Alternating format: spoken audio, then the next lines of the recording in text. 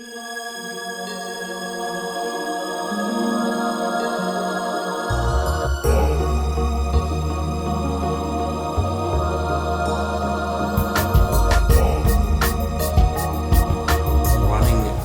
is a big piece of my recovery. It's not something I depend on for my recovery. When I say recovery, I mean recovery from alcohol and drug abuse, or addiction rather.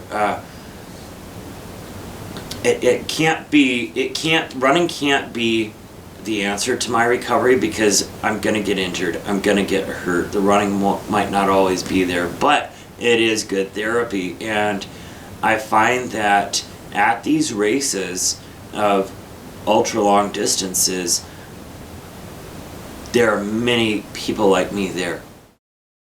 Because each race has a cutoff time period. We talked about Barkley. I don't know, you've got a lot of hours to finish Barkley, right? Because it's a really difficult race. Another incredibly difficult race in the US is Hard Rock. I think you get 48 hours to finish Hard Rock. It's in the San Juan Mountains of Colorado with some 14,000 foot type stuff. Superior, which is one of the harder races, has a 38-hour cutoff. Some easier races may have like a 24-hour cutoff, meaning you have that much time to complete the race. So you can kind of get a sense of the difficulty of the course by how long you're allowed to run it.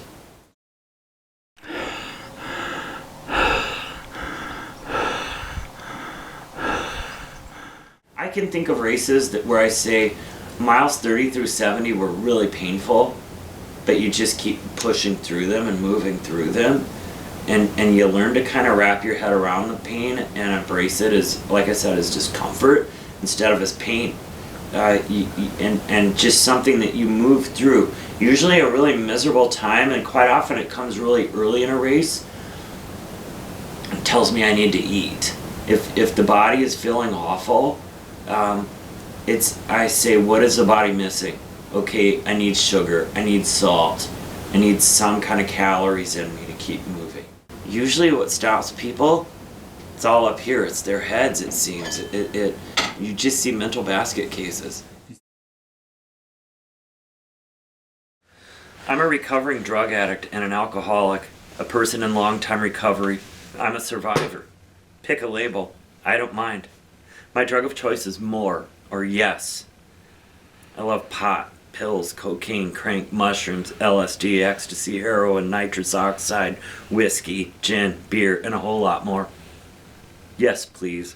More of whatever you've got. Today, I've lived over 10 years without a mind-altering drug or drink. What makes this a disease?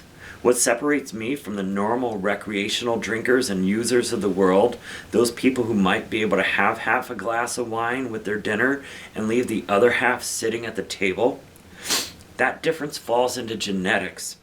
I try to do no harm each day, to live and let live. And I run. I've run all my life, off and on. I ran as a kid in South Louisiana. I ran cross country and track for Coach Jim Dean at Osseo High School. I even ran a 5K during my last alcoholic bender.